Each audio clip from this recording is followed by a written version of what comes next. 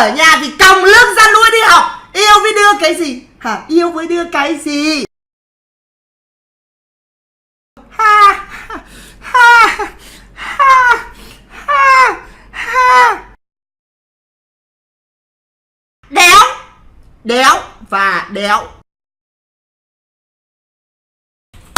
Vỗ tay, vỗ tay, vỗ tay. Vỗ tay coi. Mày đừng học nữa, mày nghỉ con mẹ đi. Mày thử ra xã hội mày làm được cái gì xem. Hay là mày chỉ ngồi đấy mà mày fucking đúng má thể hiện. À.